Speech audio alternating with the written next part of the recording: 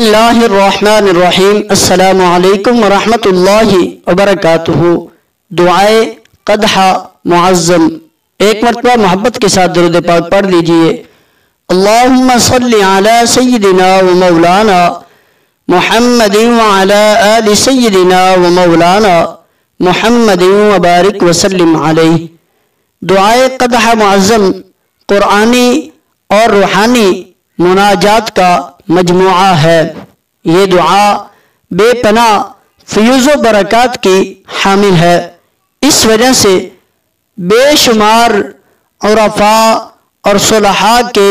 معمول میں رہی ہے، جس کی بنا پر انہیں قرب الہی میسر ہوا۔ اس دعا کے پڑھنے کا بے پناہ اجر اور ثواب ہے۔ جو شخص روزانہ اسے ایک مرتبہ پڑھے گا اس کے ہر کام میں خیر و برکت پیدا ہوگی۔ اگر کوئی شخص اس دعا کو روزانہ نہ پڑھ سکتا ہو تو اسے چاہیے کہ گاہے بگاہے جب بھی اس کو موقع ملے اسے ضرور پڑھ دے۔ انشاءاللہ اس کا خاتمہ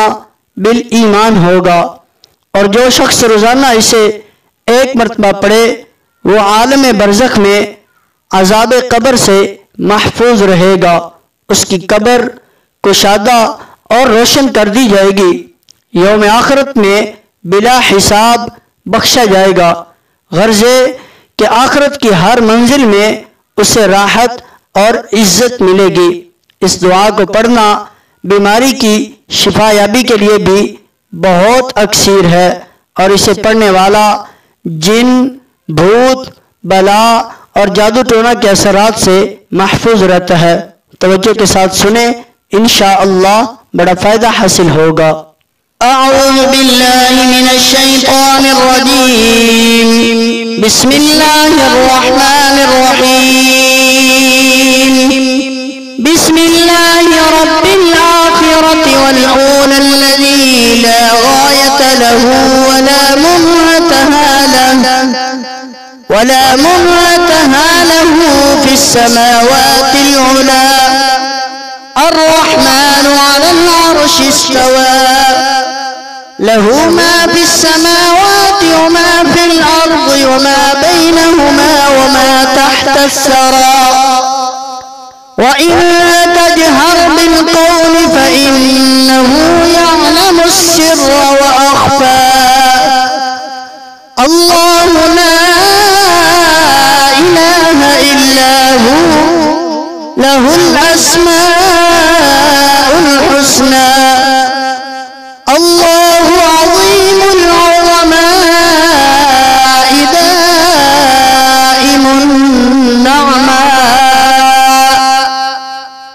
دائم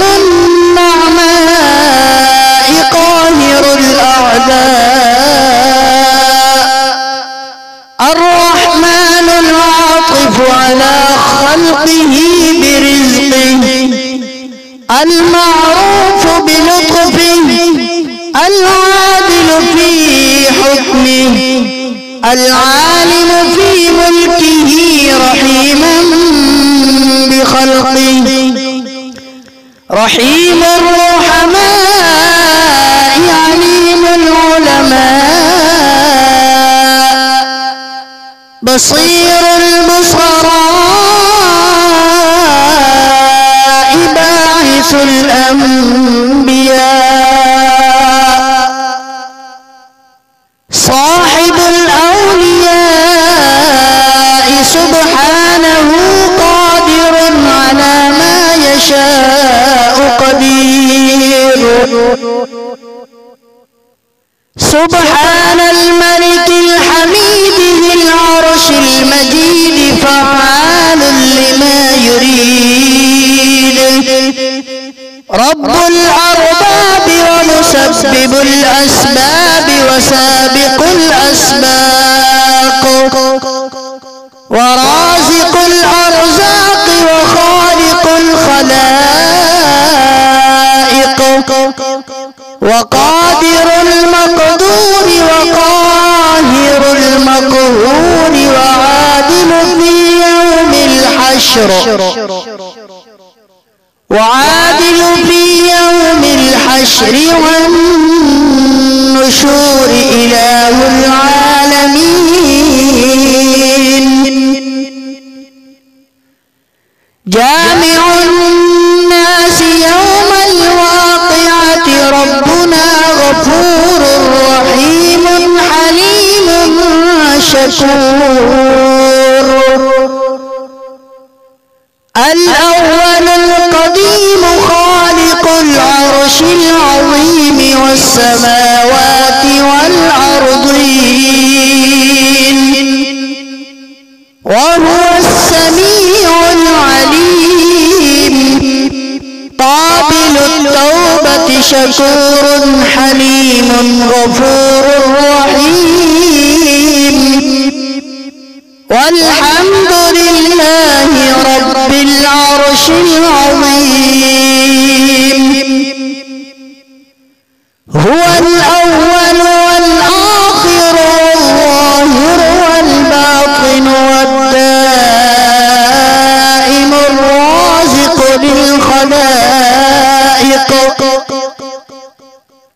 للخلائق والبهائم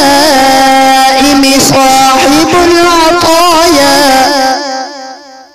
ودافع البلايا يا من يشفي السقيم ويغفر الخاطئين ويبوء النادمين ويعفو الظالمين ويحب الصالحين وينجي المغمومين وينذر المنذرين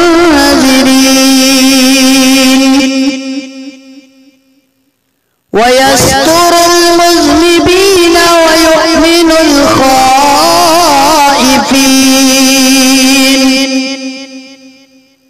سبحانك سبحانك لا إله إلا أنت الكريم المعبود كثير العطايا وغافر الخطايا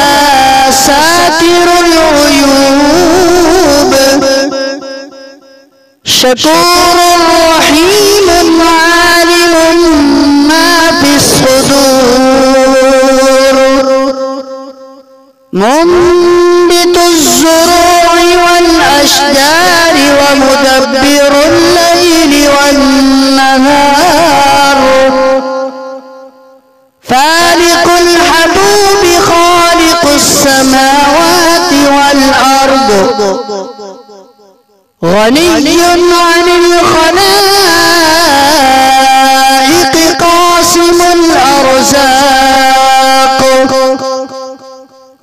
علام الغيوب مذهب الهموم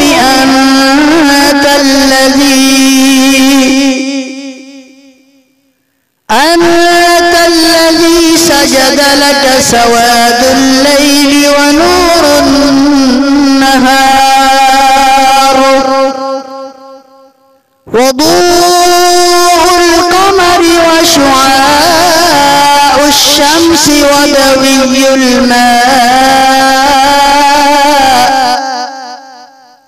ودوي الماء وخفيق الشجر إلهي أنت الذي ليس كمثله شيء وهو على كل شيء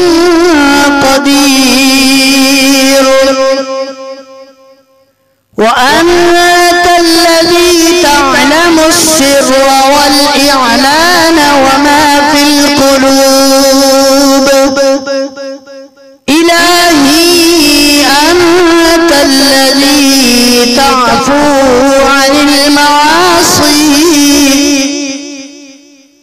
عن المعاصي بعد أن نغرق في الذنوب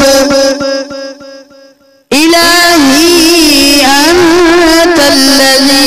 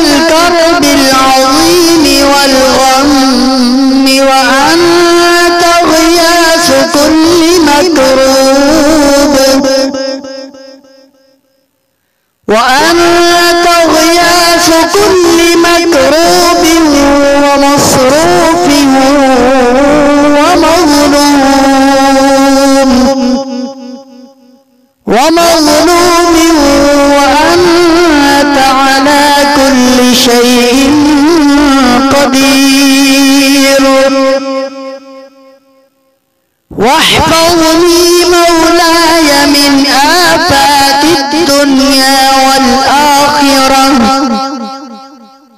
ولا تفضحني يا سيدي على رؤوس الخلائق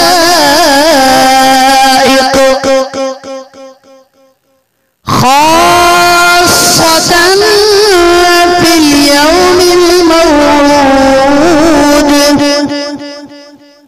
الله أكبر الله أكبر الله أكبر كبيرا لا ضد له ولا ند له ولا شبه له ولا حد له ولا حد له ولا عد له ولا مثل له ولا كفو له ولا كفو له ولا نذير له ولا وزير له ولا شريك له ولا شريك له في الملك. أسألك يا عزيز يا عزيز يا عزيز أن تعززني بالعزة والعظمة والكبرياء والهيبة والقدرة والجبروت يا الله يا الله يا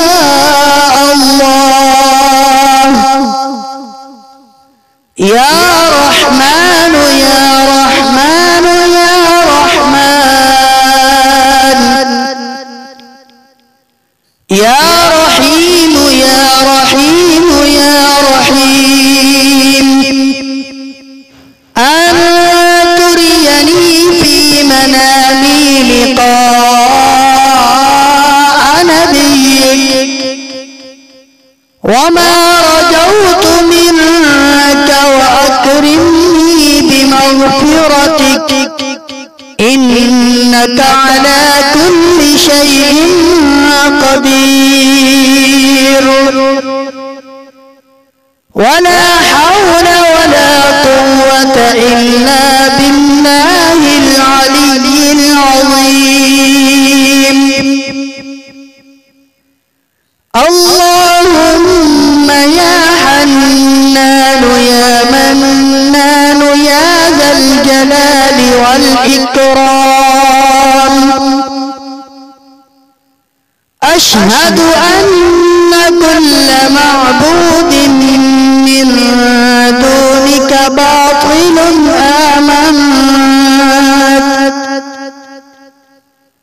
آمنت بأن لا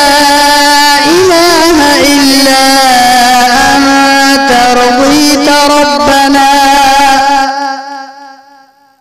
ربنا يا غياث المستغيثين أغثني من النار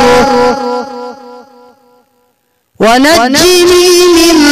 سخطك وأجرني من عذابك وفرج عني شر كل خلقك وارزقني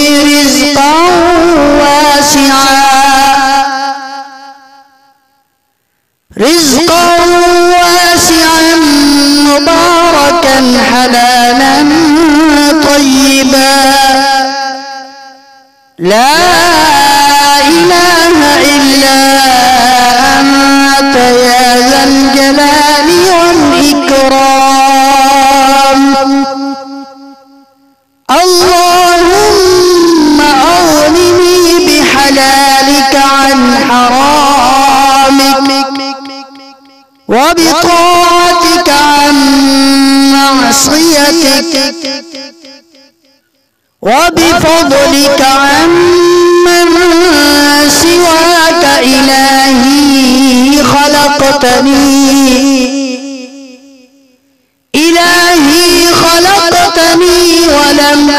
شيئا ظلمت نفسي وارتكبت المعاصي وأنا مقر بذنوبي. يا رب اغفر لي إن غفرت لي. يا رب فلا ينقص من ملكك شيء وإن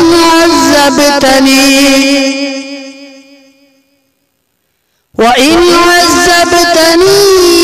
يا رب فلا يزيد في سلطانك شيء.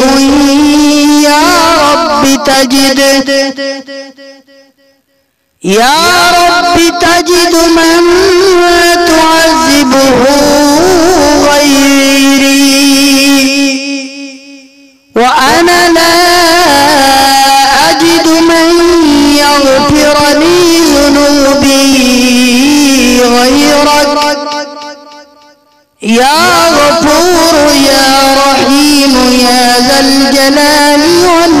والإكرام ويا أرحم الراحمين. وصلى الله تعالى على خير خلقه محمد وآله وأصحابه أجمعين وسلم تسليما كثيرا برحمتك يا